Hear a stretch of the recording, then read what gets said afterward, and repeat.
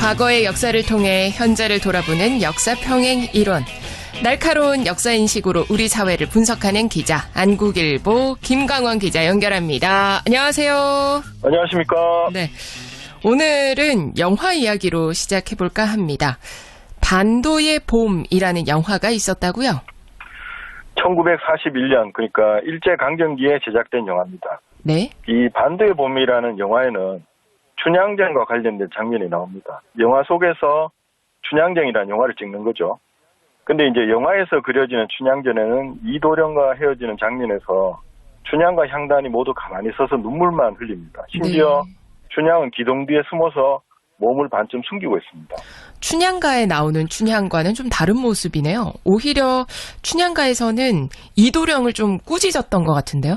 그렇죠. 요즘으로 치면 식빵 언니 못자는 모습을 보였습니다.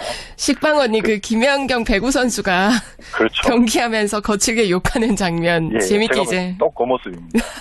그 이도령이 한양에 간다 이 말을 하니까 이 대사가 이렇습니다. 도련님이 떠나신다니 사생결단을 헐란다 이래 말하거든요. 네. 이제 너 죽고 나 죽자 이런 거죠. 그리고 또 이도령이 탄 당나귀를 붙들고 늘어지기도 합니다. 그래서 이것도 이도령 역사를 못 잡으니까 당나귀를 잡은 게 아닌가 이런 생각이 듭니다. 네. 근데 참고로 보면 해방 이후에 그러니까 1961년에 나온 춘향전에서도 보면 춘향이 그냥 울기만 하거든요. 그리고 또 특이한 게 이도령과 합방을 하잖아요. 네. 그때도 월매의 허락을 받습니다. 근데 판소리 춘향가에는 아무도 모르게 두 사람이 거사를 치르거든요. 네. 그리고 다음날 월매한테 들키고 이런 식으로 이야기가 전개됩니다. 그렇게 당차던 춘향이 어쩜 그렇게 작아졌는지도 궁금하네요. 그 조선시대와 현대 사이에 일제강점기가 있잖아요. 네. 저는 거의 모든 탈이 여기서 나지 않았나 이런 싶은 생각이 듭니다. 그 조선 여성에 대한 시각도 이 시대에 많이 뒤틀렸습니다. 모든 조선 여성이 춘향이처럼 당차지는 못했겠지만 적어도 일본인이 뒤집어 씌운 것처럼 모든 여성, 나아가서 조선인 전체가 나긋하고 나약해 빠진 건 아니었습니다. 그러네요. 일제강점기에 이 부분뿐만 아니라 아마 여러 부분에서 이미지 왜곡이 있었죠. 그렇죠. 먼저 기생 이야기를 좀 해야 될 것 같습니다. 네. 1919년 3월에 중요한 해죠. 3월에 서울에서 기생조합 사건이 터졌습니다. 1919년 3월 29일에 기생 30명이 자해병원이라는 곳으로 검진을 받으러 가던 중에 경찰서 앞에서 대한독립 만세를 외쳤다가 검거된 사건입니다. 네. 근데 이 장면의 배경 설명이 좀 필요한데요. 기생은 사실 당대 여성들보다는 자유롭게 연애했죠. 그러면서 전통 문화의 발전자로서 역할을 합니다. 그런데 일본인들은 기생을 딱 분질러서 매춘부로 규정했습니다. 그러니까 1916년에 공창제를 시행하면서 거기에 기생을 슬쩍 끼워 넣었거든요.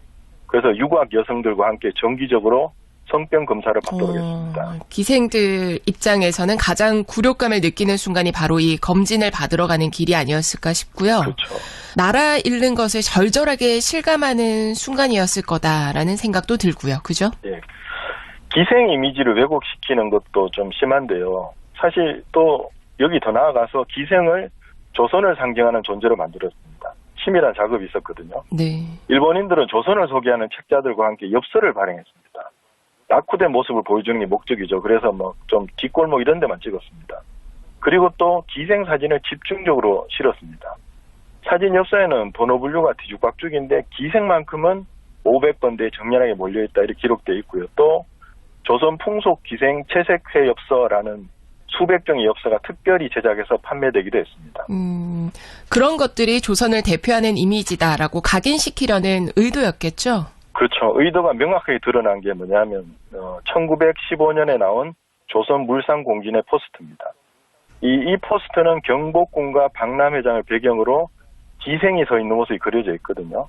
이 박람회 목적이 뭐냐면 근대화한 문명국인 일본이 정근대적이고 야만적인 조선을 얼마나 발전시키느냐를 과시하는 것이었거든요. 네. 여기에 기생이 전면에 등장한 것은 기생은 곧 조선이다. 그러니까 기생이 조선을 표상한다는 것을 의미합니다. 최근에 코로나19와 관련해서도 일본의 주요 정치인이 일본은 민도 레벨이 높아서 코로나19 사망자가 적다 이런 식의 발언을 했잖아요. 예.